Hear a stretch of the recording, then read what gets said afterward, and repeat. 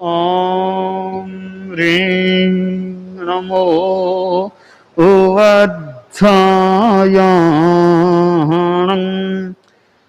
ॐ ह्रीं नमो लोए सब्बसाहूणम्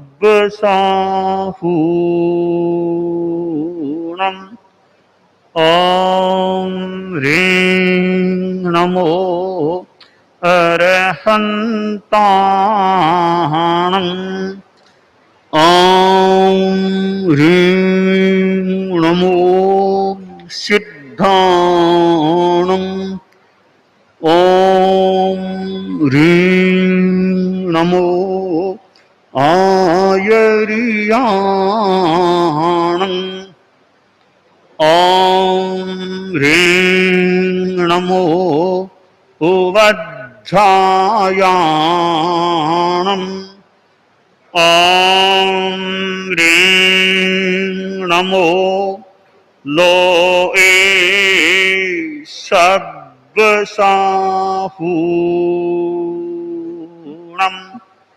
ॐ ह्रीं नमो अरहन्ताणम्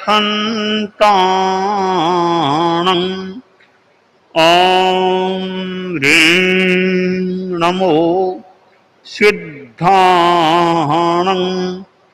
ॐ ह्रीं नमो आयर्याणम् ॐ ह्रीं नमो उवज्झायाणम्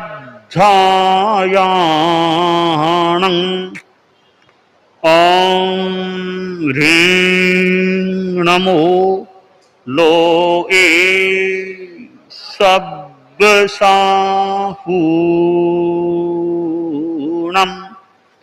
एषो पञ्चणमोक्कारो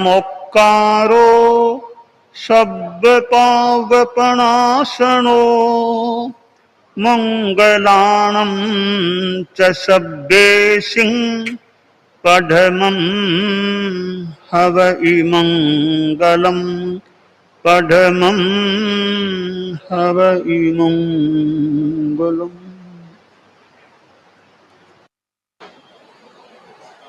तीर्थंकर प्रभु महावीर को नमन।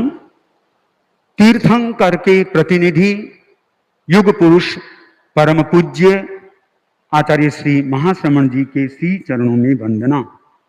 साध्वी वरिया जी, साधु साध्वी वृंद, बंधुओं एवं बहनों, पूज्य प्रवर छापर में चतुर्मास करा रहे हैं। छापर का एक प्रसंग है उस ठिकाने का, कालू कल्याण केंद्र का। वहां पर आचार्य श्री महाप्रज्ञ जी विराजे हुए थे। युवाचार्य श्री महाश्रमण जी बाहर रात्रि का प्रवचन करा रहे थे। आचार्य प्रवर ने जब रात्रि में मसाज हो रही थी, उस समय में जागृति के बाद में संतों से फरमाया, कौन बोल रहे हैं? निवेदन किया गया, युवाचार्य श्री फरमा रहे हैं।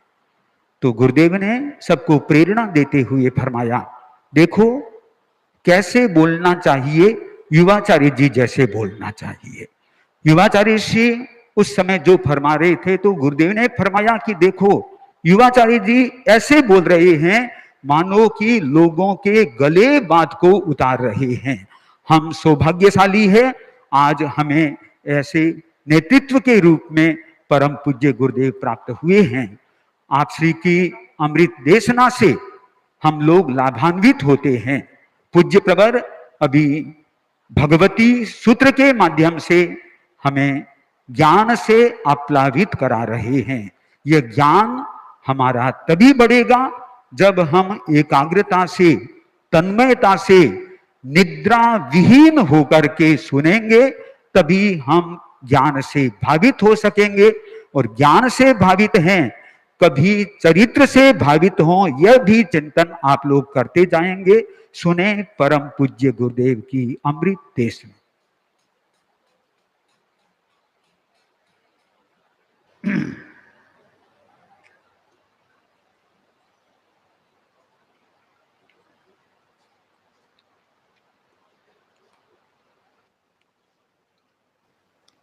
महावीर तुम्हारे चरणों में श्रद्धा के कुसुम चढ़ाए हम ऊंचे आदर्शों को अपना जीवन की ज्योति जगाए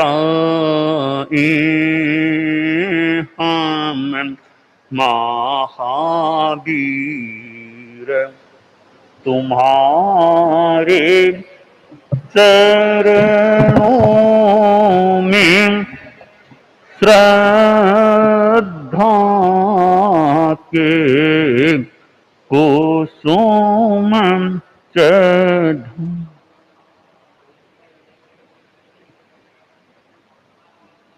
पन्नगे च सुरेंद्रे च कौशिके पाद संस्पृशि निर्विशेष मनस्काय श्री वीरस्वामिने नमः।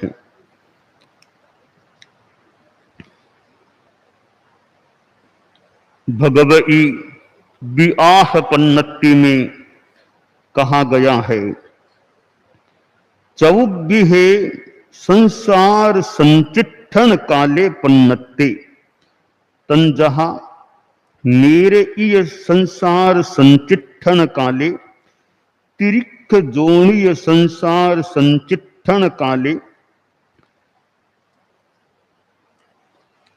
मनुष्य संसार संचिठन काले देव संसार संचिठन काले।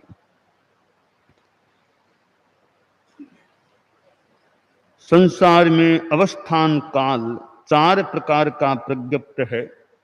नैरयिक संसार अवस्थान काल, तिर्यक योनिक संसार अवस्थान काल, मनुष्य संसार अवस्थान काल और देव संसार अवस्थान काल। इस सृष्टि में 2 प्रकार के जीव हैं, सिद्ध और संसारी। सिद्ध जीव हैं वे तो मोक्ष में रहने वाले हैं, यानी कभी मोक्ष में गए हैं, अब मोक्ष में हैं, हमेशा अब मोक्ष में ही उनको रहना है। क्योंकि यह सिद्धांत है, जो जीव एक बार मुक्त अवस्था को प्राप्त हो जाता है, मोक्ष में चला जाता है, सिद्ध बुद्ध बन जाता है, फिर वह कभी भी संसार में जन्म नहीं लेता। जन्म नहीं है तो मृत्यु भी नहीं होती। वह अशरीर सिद्ध हैं, उनके कोई शरीर नहीं होता है, वाणी भी नहीं, मन भी नहीं, केवल आत्मा के रूप में रहते हैं। अब जो ये संसारी जीव हैं, संसारी का मतलब संसरण करने वाले, एक जन्म से दूसरे जन्म में जाने वाले, जन्म मृत्यु करने वाले होते हैं, वे संसारी जीव हैं। ये संसारी जीव 4 गतियों में विभक्त हैं, नरक, तिर्यंच, मनुष्य और देव। इन 4 गतियों में ही संसारी जीव जन्म मरण करते हैं। जीव एक भव से, यानी संसारी जीव एक भव से दूसरे भव में जन्म लेता रहता है। यह जन्म मरण का चक्र अनादिकालीन है। इस चक्र में जीव अनेक गतियों में जन्म ले सकता है। हालांकि कई जीव तो ऐसे हैं जो आज तक वनस्पति काय में ही है, वनस्पति काय से बाहर निकले ही नहीं, ऐसे भी जीव हैं।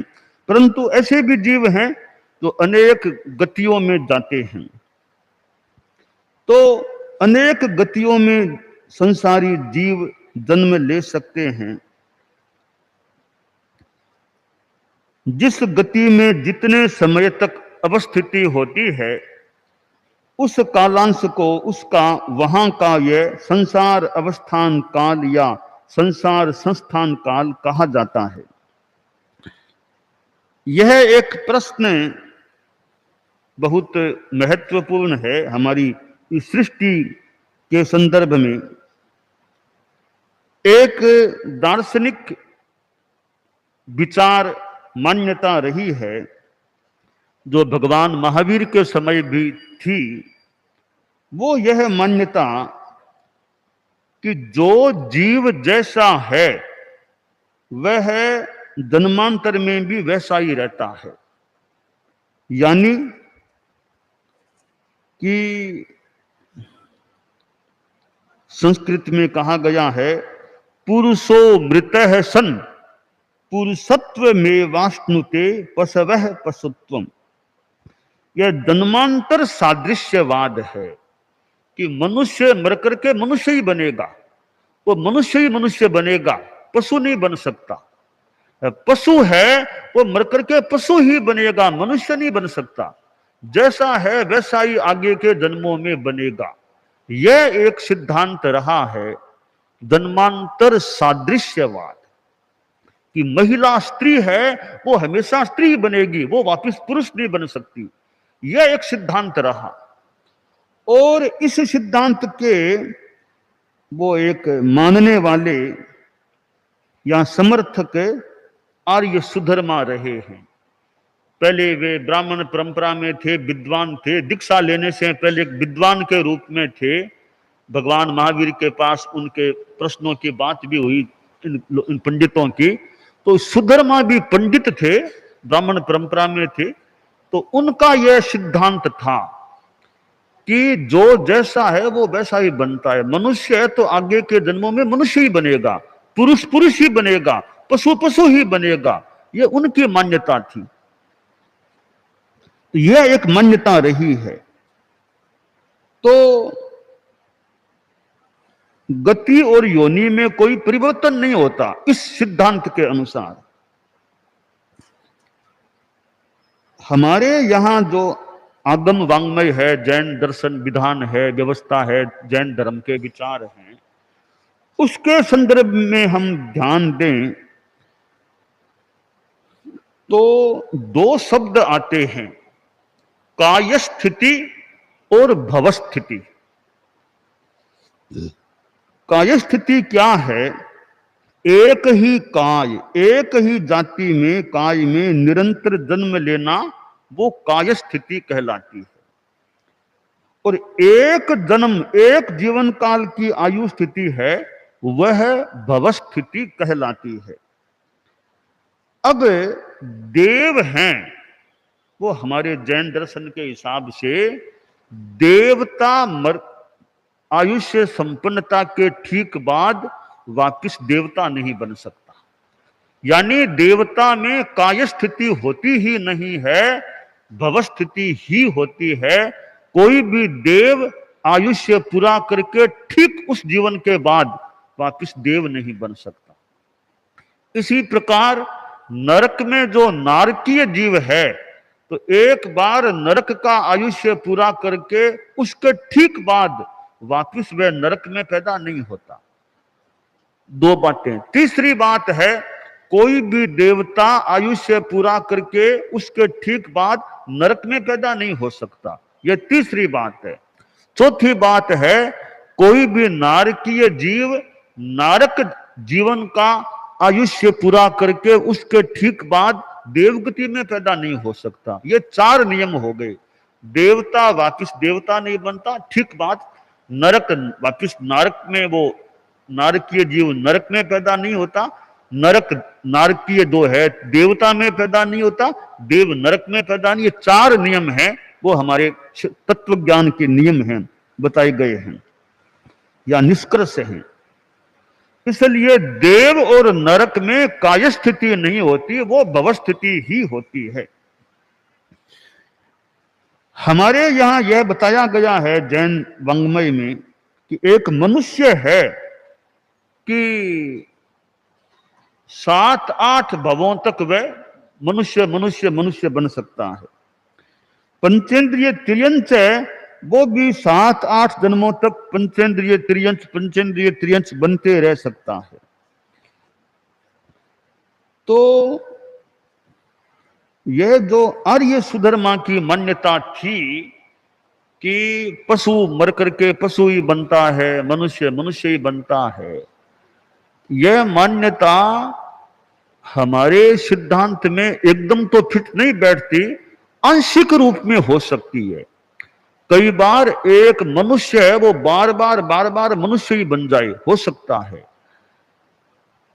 और तिर्यंच है वो मर के कई जन्मों तक तिर्यंची बनता चला जाए, तो कई जन्मों तक वो ऐसे एक ही जन्म में एक ही योनि में पैदा होता रह सकता है, पर हमेशा वैसा ही बनेगा यह नियम जैन दर्शन में मान्य नहीं है। तो अनेकांत दृष्टि से विचार किया गया है कि जो आर्य सुधर्मा की मान्यता थी वो थोड़े अंशों में सही हो सकती है, पूर्ण रूप में वो जैन दर्शन को मान्य नहीं है, सही नहीं है जैन दर्शन के हिसाब से। तो यह 4 गतियों का हमारा यह संसार है, इसमें आत्मा जन्म मृत्यु लेती रहती है जब तक मोक्ष न हो जाए। अभव्य जीव हैं वे तो हमेशा जन्म मरण करते ही रहेंगे, उनको तो कभी मोक्ष मिलने वाला है ही नहीं, उन्हें कभी मोक्ष नहीं मिलेगा। अभव्य जीव हैं वे देवगति में जा सकते हैं, ग्रैवेयक तक जाकर पैदा हो सकते हैं, यानी मोक्ष के बहुत निकट चले जाते हैं क्षेत्र के हिसाब से, परंतु यह उनका योग नहीं है कि वे मोक्ष में कभी चले जाएं, तो मोक्ष में नहीं जा सकते। और तो क्या अभव्य जीव हैं, कोई दीक्षा भी ले ले, ऊपरी तौर पर दीक्षा भी ले ले, साधु संग में रह जाए, पर मोक्ष में नहीं जा, साधु संग में रह सकता है कोई अभव्य जीव। इसलिए यह निश्चय में कहना कठिन है कि कौन भव्य और कौन अभव्य है। साधु संस्था में भी अभव्य जीव साधु के रूप में दिखाई देता है, साधु के वेश में है, साधुओं के साथ आर कर लेता है, जीवन जी रहा है, तो हो सकता है वह अभव्य हो। ऐसा ही कोई कारण हो सकता है कि अभव्य जीव 9 ग्रैवेयक तक जाकर के पैदा हो जाए, क्योंकि साधुओं के साथ रहता है तो चरिया पालता है, कष्ट झेलता है, कुछ भी करता है, इतना पुण्य का बंधन मानो हो जाता है, इतनी ऊंची देव गति में वह जाकर के पैदा हो जाता है। तो अब कोई प्रश्न करे कि अभव्य जीव ने कौन सा पाप किया, कौन सा कर्म किया कि वह अभव्य बन गया, भव्य ने कौन सा धर्म किया कि वह भव्य बन गया। तो भूलने हो तो हमारा यह उत्तर है कि अभव्य बनाने वाला कोई नहीं है, भव्य बनाने वाला कोई नहीं है, यह तो पारिणामिक भाव है। अनंत अनादि काल से अभव्य है तो है, भव्य है तो है, यह किसी कर्म के योग से नहीं है, कोई कर्मों से नहीं है, वो पारिणामिक भाव वैसा ही है। यह एक नियतिवाद का सा सिद्धांत है कि नियति ऐसी ही है। जो नियतिवाद है तो नियतिवाद इस रूप में हम समझ सकते हैं कि अभव्य जीव क्यों है, कब बना कुछ नहीं, हमेशा अभव्य था वो तो, पर क्यों है, कोई कर्म के योग से नहीं है, कोई पुरुषार्थ से नहीं है, बस नियति उसकी वैसी ही है, पारिणामिक भाव वैसा ही है, अनादि पारिणामिक भाव ऐसा ही है कि वह अभव्य है। अब कोई भव्य जीव है तो वो भी अनादि पारिणामिक भाव से वह भव्य है तो है, इसमें कोई पुरुषार्थ या कर्म की कोई भूमिका, कोई रोल नहीं होता, ऐसा प्रतीत हो रहा है।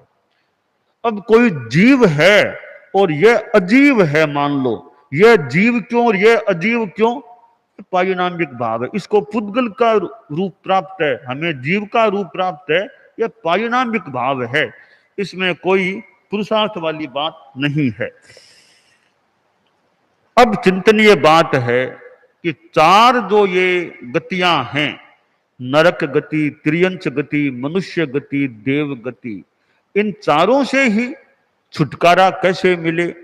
चारों में भी कम से कम जब तक संसार में रहना है, दुर्गति में तो न जाना पड़े, नरक में तो न जाना पड़े, त्रियंच में न जाना पड़े, जाए तो कम से कम, हालांकि निदान के रूप में तो नहीं, दुर्गति में न जाना पड़े, यह तो ध्यातव्य है। अब स्वर्ग नरक की बातें हैं, देवगति की बात है, नरक की बात है, ये बातें हमें आगम में, ग्रंथों में, सिद्धांतों में प्राप्त होती है। तो अब नरक कहाँ है? तो कहा नरक नीचे है, नरक हमारी धरती से नीचे है। देवलोक अधिकांशतया ऊपर हैं, थोड़े बहुत देवता नीचे भी रहने वाले कोई हमारी दुनिया में भी यहाँ आसपास हो सकते हैं। मुख्यतया ज्यादा जो ऊंचे देव हैं वो ऊपर रहते हैं।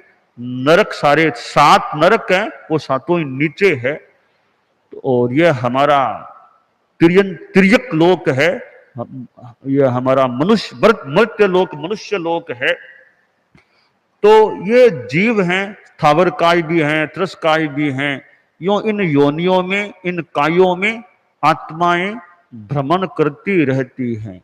तो इस भ्रमण से छुटकारा मिल जाए, तो यह एक चिंतन का महत्वपूर्ण विषय है।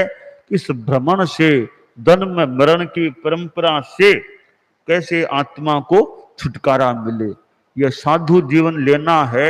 उसका भी मूल लक्ष्य यही है कि जन्म मरण की परंपरा से हमारी आत्मा को छुटकारा मिले।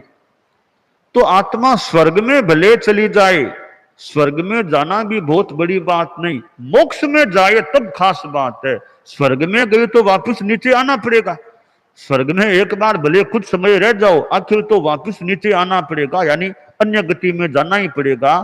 तो स्वर्ग में जाने की भी कामना नहीं होनी चाहिए, कामना तो मोक्ष में जाने की, मोक्ष पाने की होनी चाहिए। तो स्वर्ग में जाओगे तो ठीक है, स्वर्ग में जाना हो जाए भले, कोई बड़ी बात नहीं, पर स्वर्ग में जाने की भी कामना नहीं, कामना मोक्ष में जाने की होनी चाहिए। तो स्वर्ग और नरक है, ये भी आखिर एक हमारे संसार के ही स्थान है। हमारे संसार के ही जीव वहां जाकर के पैदा होते हैं। और यह तो एक तात्विक बात है। स्वर्ग और नरक हमारे इस जीवन में ही हम कुछ अंश में, कभी नारकीय जीवन का कुछ अंशों में अनुभव कर लें, कभी स्वर्गतुल्य सुखों का अनुभव कर लें। कहा तो यह गया साधु होता है कि साधु इतने इतने समय तक साधुपन पाल ले, इतना समय पार कर दे, तो देवलोकों की लिस्या से को भी अतिक्रांत कर दे। यानी साधु को इतना सुख मिल सकता है, मानो इतनी वो लिस्या को पार कर दे कि देवों से भी आगे बढ़ जाए। इसलिए साधु जीवन के लिए कहा गया, देवलोक समानो उ परियाओ महेशिणम रयाणम। रयाणम तो महानिरय सारिसो, कि साधुपने में मन रम जाए, अच्छा साधुपना पाले, तो साधुपना देवलोक के समान है। साधुपना में रमे नहीं, वो संसार की याद आती रहे, मन जमे नहीं, तो साधुपना ही नरक तुल्य बन सकता है। तो स्वर्ग और नरक, ऊपर नीचे, वो बातें तो है ही, पर इस जीवन में भी कोई आदमी देवलोक के समान सुख का अनुभव कर ले, कोई व्यक्ति नरक तुल्य दुख का भी अनुभव कर सकता है। तो जो कसाय से बहुत मुक्त हो गया है, कसाय मंद है, बहुत सुखी रह सकता। देवों में भी एक बात है, ये ऊंची कोटि के देव हैं, अनुत्तर विमान के देव, उसमें भी सर्वार्थ सिद्ध के देव। ये देव तो ऐसे हैं, बहुत लगता है बहुत पवित्र आत्मा के रूप में हैं तो देव। हालांकि साधु तो उनको सिद्धांततः नहीं कह सकते, पर वो जिस रूप में रहते हैं बहुत ही ऊंची आत्माएं होती है। इतना उनका कसाय मंद, बड़ा शांति में संभवतः जीने वाले हैं। तो देवता भी बहुत सुखी हो सकते हैं, भीतर से बड़े सुखी हो सकते हैं, बहुत शुद्ध आत्माएं होती है, निर्मल आत्माएं होती हैं। तो सुख का मूल है कि हमारी चेतना की निर्मलता कितनी है। हम मनुष्य हैं तो साधु के कसाय मंद है, समता में लीन है, साधुपना अच्छा पालता है, तो देवलोक के समान वो सुखी है। साधुपने में मन न जमे न रमे तो दुखी रह सकता है। आप लोग गृहस्थ हैं, गृहस्थ जीवन में भी कई बड़े सुखी हो सकते हैं, यानी पैसों से नहीं, अपने भीतर से इतने संतोषी हैं, सादगी में हैं, ज्यादा लालसा नहीं, कामना नहीं, गुस्सा नहीं, अहंकार विशेष नहीं, तो अपने आप में स्थित रहने वाले से होते हैं। तो गृहस्थों में भी बहुत अच्छे व्यक्ति हो सकते हैं, साधु तो नहीं पर साधु तुल्य उनका जीवन हो सकता है, साधु तुल्य। तो साधु सदृश जीवन होना भी गृहस्थ जीवन के लिए बड़ी बात होती है। तो जीवन में शांति रहे, कसाय केद न हो, कसाय मंद रहे। उपासक श्रेणी में जो संभागी हैं और शिविर में भी जो संभागी हों, तो वे संसार में रहते हुए भी, हालांकि वेश भी थोड़ा साधु जैसा सा लग रहा है उपासकों का, तो वो उनका जीवन ऐसा रहे भी, गृहस्थ जीवन में रहते हुए भी, परिवार में रहते हुए भी कुछ अंशों में साधु जैसा इनका जीवन है। क्योंकि त्याग, संयम, नियम, तत्व का ज्ञान, इधर थोड़ा जीवन में कसाय की मंदता, संतोष जीवन में, तो उपासक हैं वे साधु कुछ अंशों में जैसे साधु जैसे बन सकते हैं। और साथ में तत्व ज्ञान है और भी ज्ञान है, प्रेक्षा ध्यान आदि जानते हैं, भाषण कला अच्छी है, गायन कला अच्छी है, तो लोगों को लाभ दे सकते हैं। लाभ देने वाले देते भी हैं।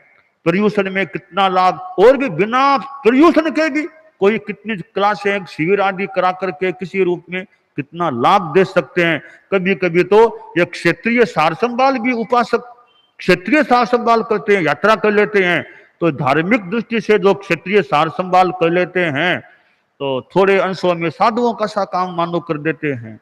तो यूं उपासक श्रेणी है वो विविध मल्टी उपयोग वाली, विविध उपयोग वाली भी कुछ अंशों में सिद्ध हो सकती है। तो उपासक श्रेणी के सदस्यों का जीवन है वे परिवार में रहते हुए भी, समाज में रहते हुए भी, घर में रहते हुए भी आंशिक रूप में साधु जैसा जीवन जीने वाले हो सकते हैं। उनकी आत्मा का भी यूं अच्छा उत्थान भी हो सकता है। तो भगवती सूत्र में ये 4 बताए गए हैं, नरक, त्रियंच, मनुष्य, देव के अवस्थान काल है। तो ये गतियां है, इनमें आत्मा भ्रमण करती है। तो हमारा लक्ष्य यह हो इन चारों गतियों से हमें कभी छुटकारा मिल जाए, परम मोक्ष स्थान प्राप्त हो जाए। दानान सिद्धम अभय पयाणम सच्चे सुया अनवज्जं वयन्ति तवे सुया उत्तम बंभचेरम लोगुत्तमे समणेनाय पुत्ते।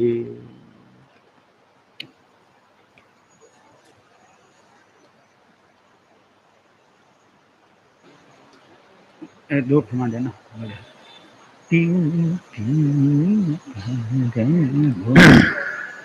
कालू यशो विलास मघवा गणी को सरदार शहर में विक्रम संवत 1949 चैत्र कृष्णा पंचमी ने महाप्रयाण हुग्यो।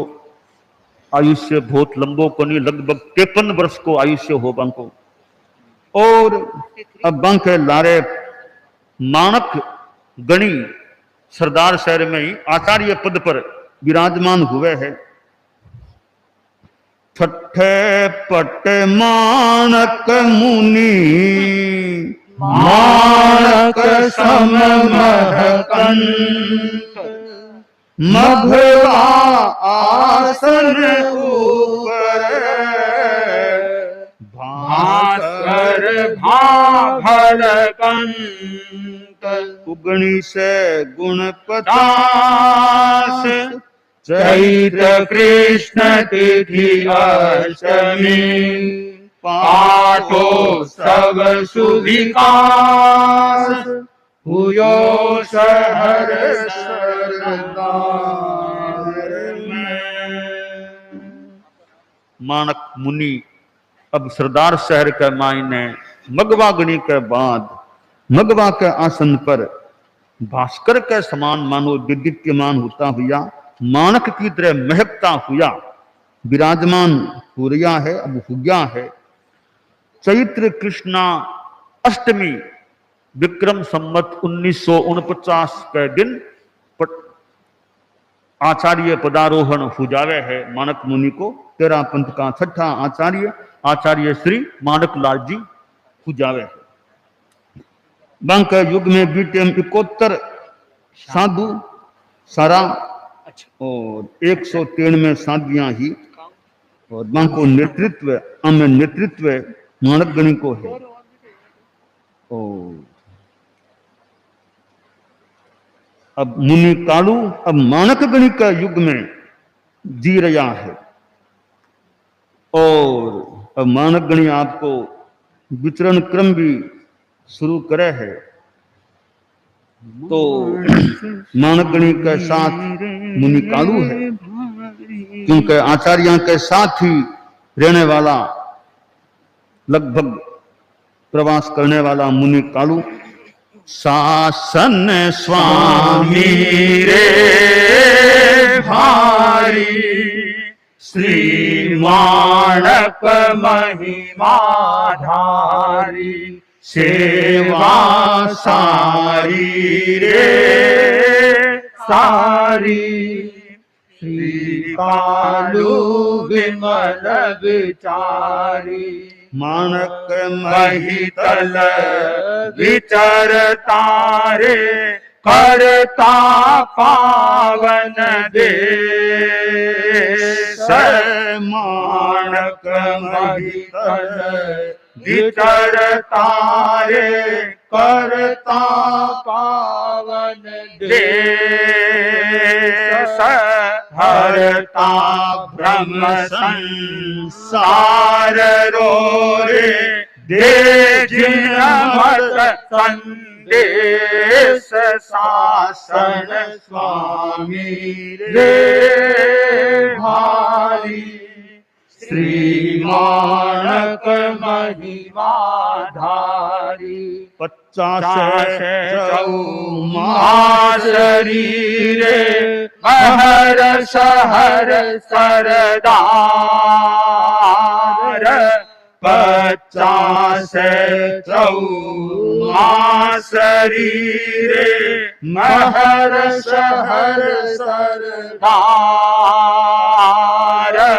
प्रवचन धर्म प्रभावनारे, अधिक कियो उपकार। शासन स्वामी रे भारी, श्री मानक महिमा धारी। हरियाणा में हूँ सूरे विचया से पार। हरियाणा में हूँ सूरे विचया से पार। माघोत्सव मरियात रोरे, हासीपुर सुविशाल। शासन स्वामी रे भारी, श्री मानक महिमा धारी। मानक गणी अब विचरे है, तो अब पहलो चौमासो तो परम पूज्य मानक गणी सरदार शहर ने प्रदान करे 50 की साल को, और प्रवचन धर्म की प्रभावना बहुत हो रही है। पथ है गुरुदेव हरियाणा में बहुत मानो उत्साह से पधारे है। शेख काल में हरियाणा में विचरे गुरुदेव, और हरियाणा तो मानक गणी के मानो पुरखा की भूमि, पुरखा की भूमि हरियाणा, मानक गणी के पुरखा की भूमि हरियाणा लखा बठे विचरण करे है, और मर्यादा महोत्सव हांसी में कृपा करावे है। पछे 51 को चौमासो चूरू में करावे मानगणी, और फिर जयपुर भी पधारनो हुए है, और भिक्षु शासन का भूत जयपुर के जय श्री वरी, और बाद में 53 को चौमासो अब विदाश्रम में कृपा करा रहा है, और 54 को चौमासो आ रही है वो मानगणी के जीवन को अंतिम अपूर्ण चौमासो। अब वो सुजानगढ़ में गुरुदेव चौमासो करने 54 का चौमासे के वास्ते पधारे है। तो चौमासो चाल रहे हो, आसोद महीनो आवे है, तो आकस्मिक रूप में सुजानगढ़ में एक बीमारी सी फैली, तो गुरुदेव मानगणी के शरीर में भी बीमारी आपको प्रभाव डाल दियो। गुरुदेव मानो सम परिणाम से आपको सहन करे तकलीफ नहीं, परंतु वो बीमारी को भी तो प्रभाव पड़ियो है, मानो आतंक सो हो रही है बीमारी को, तर तर तर शरीर छिजन लाग्यो, कमजोर पड़न लाग्यो। तो आ शरीर की स्थिति देखी मानगणी की, तो कई संत लोग चिंतन करे भी आ कई स्थिति बन गई गुरुदेव के शरीर की, इतना जवानी को शरीर अब आ कहीं होगी। तो भाई ये चिंता की बात होगी। अब तो एक तो गुरुदेव ने की जावा थोड़ी बात करा, सेवा करा, अर्ज करा भी कहीं क्या करना चाहिए। तो संत लोग अब गुरुदेव के पास पहुंचे है।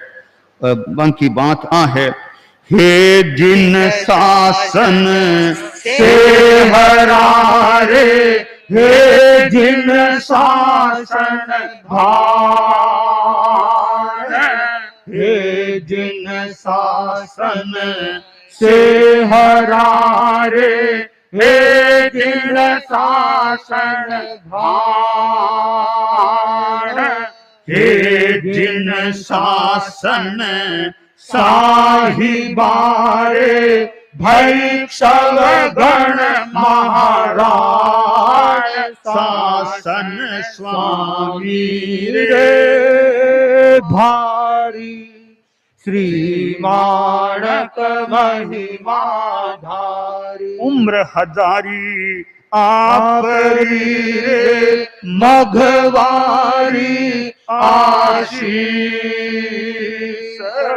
उम्र हजारी आपरी रे मघवारी आशीष, आसन अखी रहो सदारे, जू ग्रह गण उड़ु ईश, शासन स्वामी रे भारी, श्री माणक महिमा धारी।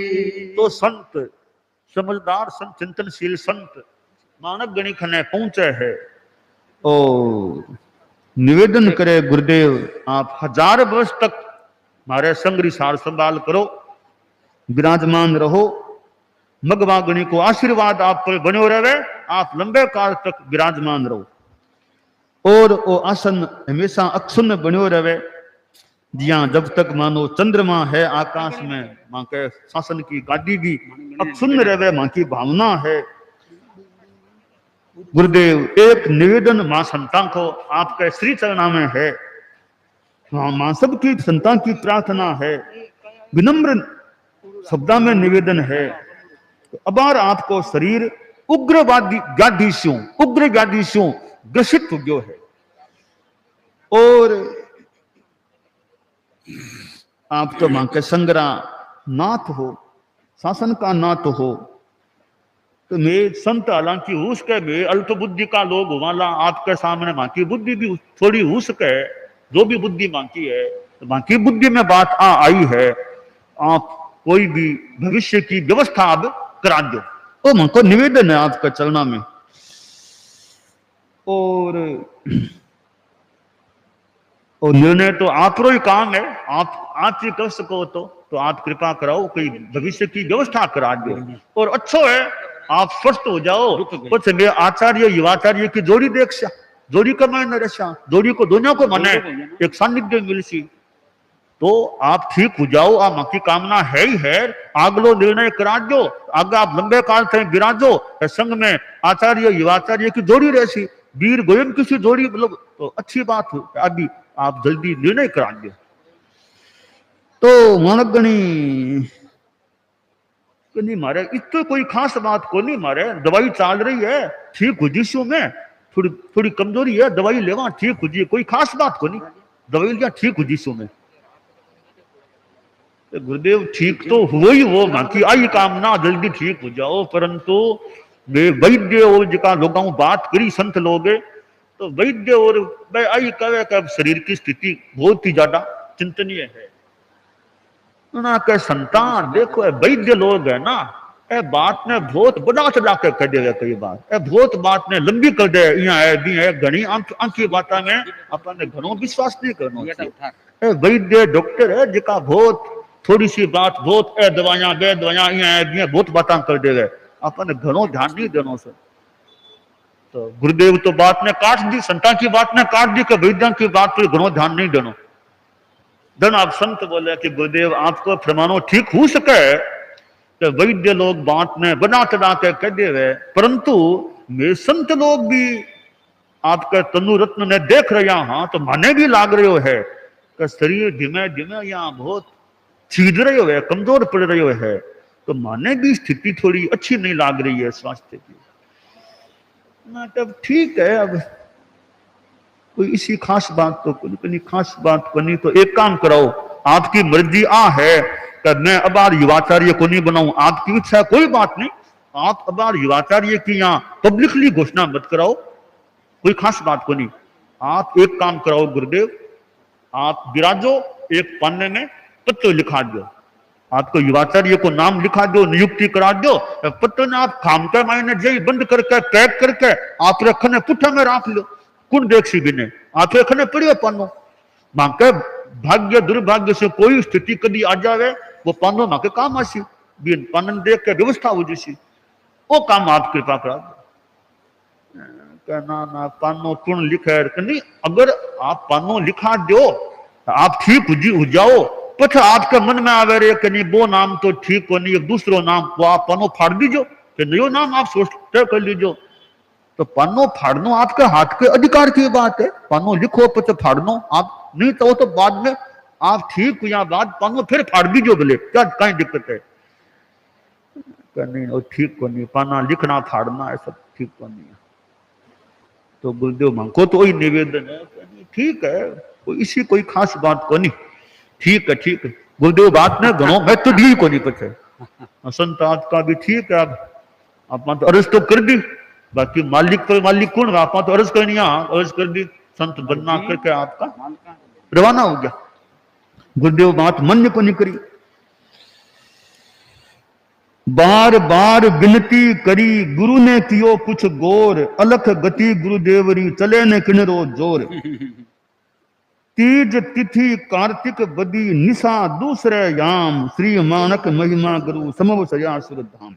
यहाँ करता करता कार्तिक बदी तीज आवे है, भी रात में दूसरे प्रेर के मायने वे हिचकाशी आईर मानक गणी महाप्रयाण कर गया। सार्ध 4 बरसा सुधी रे मगवा पथ दर पास, कालू करत उपासना बसिया गुरुकुल वास। 4.5 वर्षां तक मुनि कालू ने मानक गणी के सानिध्य में रहने को मौको मिलो, और मगवा गणी पधार गया, मानक गणी भी पधार गया। तो अब 2 आचार्यों को काल तो संपन्न हो गयो, अब मानक गणी को शासन काल संपन्न है, मानक गणी को युवराज काल 4 दिन को और आचार्य काल 4.5 वर्ष को, संयम प्रिय आयु 26 वर्षों को, सारो आयु से करीब 43 वर्ष को मानक गणी को आयु 53 को और 43। अब धर्म संग्रह मायने एक बड़ी भयंकर समस्या स्थिति पैदा होगी। मानक गणिवर पट धर अनदीठे गणधार,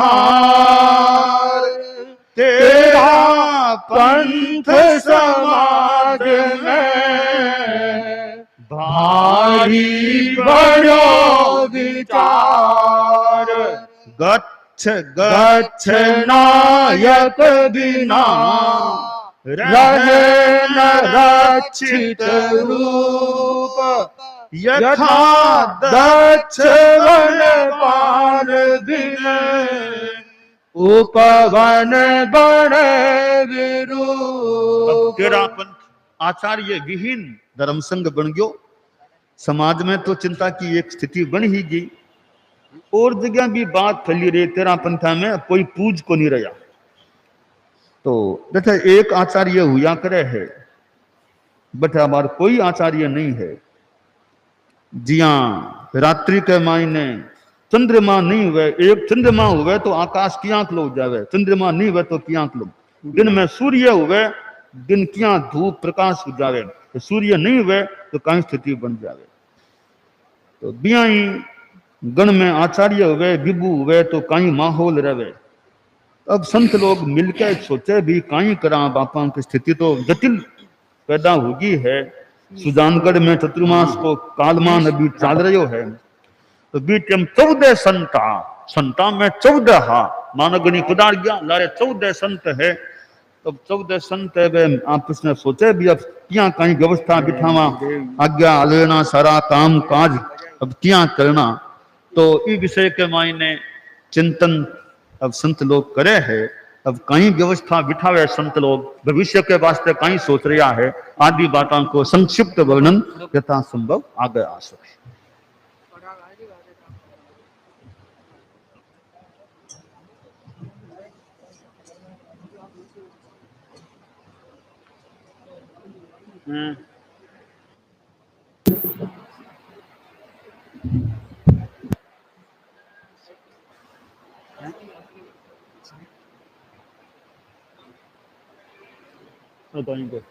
मुनि कीर्ति ने बोला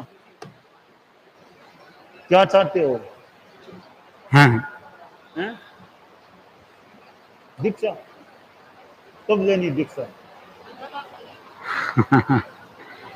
गुरुदेव फरमा रहे हैं वैरागियों का इंटरव्यू करा रहे हैं। बोलो क्या बोलते हो, क्या बोलना चाहते हो? क्या सुनो, आप लोग क्या चाहते हो, एक बार अपनी बात को जनता के समक्ष गुरुदेव को निवेदन करो।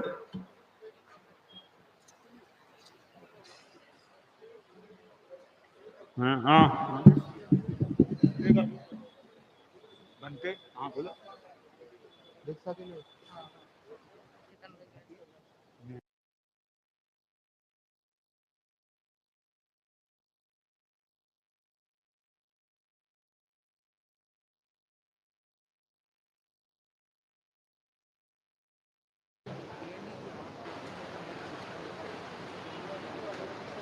एकदम बढ़िया बोलना, फर्स्ट।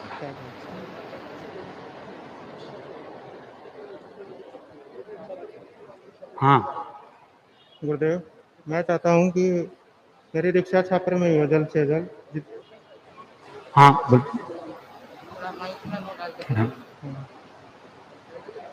गुरुदेव, मैं चाहता हूँ मेरी दीक्षा जल्द से जल्द छापर में करवाने की कृपा करें गुरुदेव। इसके लिए साधु प्रतिक्रमण की आज्ञा का आदेश दे दीजिए, जितना शीघ्र आते शीघ्र हो सके गुरुदेव।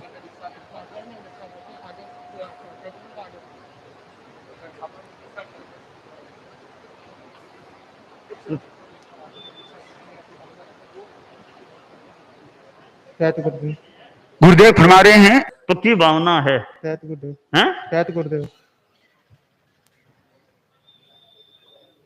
तो ऐसा है, एक तो साधु प्रतिक्रमण सीखने की स्वीकृति दी जा रही है, कृपा करें गुरुदेव। और यथा संभवतया छात्र चतुर्मास में मुनि दीक्षा देने का भाव है। कृपा करें गुरुदेव। दक्ष को तो पहले ही आदेश हो गया था प्रतिक्रमण का। गुरुवर, मैं चाहता हूँ कि मेरी दीक्षा 9 सितंबर को हो जाए। इसके 2 कारण हैं। एक तो नेक्स्ट महोत्सव, दीक्षा महोत्सव 9 सितंबर का ही है, और जितना जल्दी हो सके उतना। और एक हमारे क्षेत्र से मुमुक्षु बहन है रोशनी बाई, उनकी बहुत प्रबल इच्छा है कि मेरी और उनकी दीक्षा साथ में हो, और उनकी दीक्षा आपने 9 सितंबर को कृपा कराई है, तो आप मेरी भी 9 सितंबर कृपा कराओ। 2 बता बोली नहीं, एक तो छापर 9 सितंबर छापर। हाँ, thank you।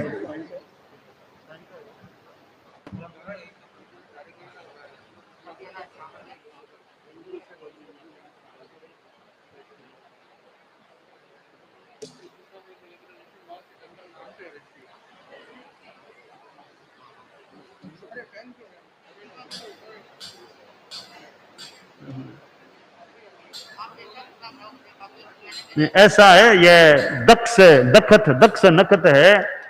तो अभी इतना ही कह रहे हैं, अवसर आने पर मुनि दीक्षा देने का भाव है। और वैसे यह संसार पक्ष में आचार्य प्रवर का पोता लगता है।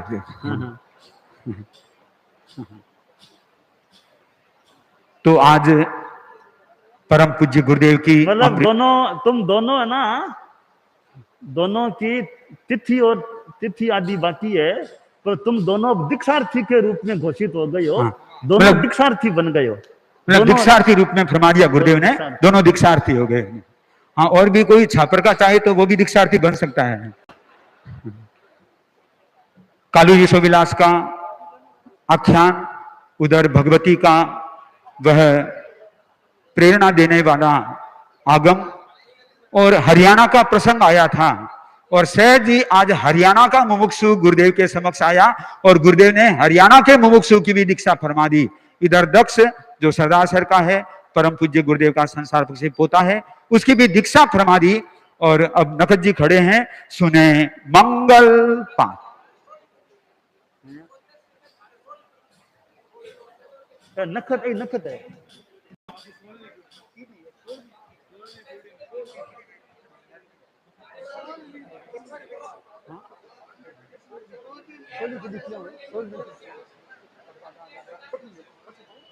एक ही आगे जाके एक ही है।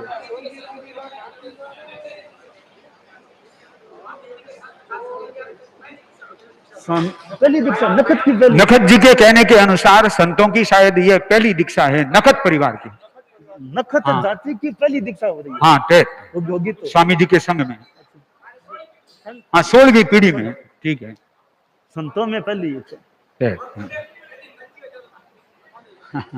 दीक्षा। हाँ, देखो। हाँ, अब कोई तपस्या का प्रत्याख्यान, उपवास, बेला, तेला, चोला, पंचोला, वे प्रत्याख्यान करें और उसके बाद में सुने मंगल पाठ। हाँ, उपवास, बेला, तेला, जो भी पंचोला, छल्ला जो भी है, 6, वो सभी का कल सूर्योदय तक तीनों का त्याग है। अरहंता मंगलम, सिद्धा मंगलम, साहु मंगलम, केवली पन्नतो धम्मो मंगलम। अरहंता लोगुत्तमा, सिद्धा लोगुत्तमा, साहु लोगुत्तमा, केवली पन्नतो धम्मो लोगुत्तमो। अरहंते शरणं प्रवज्जामि, सिद्धे शरणं प्रवज्जामि, साहु शरणं प्रवज्जामि, केवली पन्नतं धम्मं शरणं प्रवज्जामि। विघ्न हरण मंगल करण स्वामी भिक्षुनो नाम, गुण ओलक समरण किया, सरे अचिंत्या काम। वो अश्विनी है ना, अश्विनी वो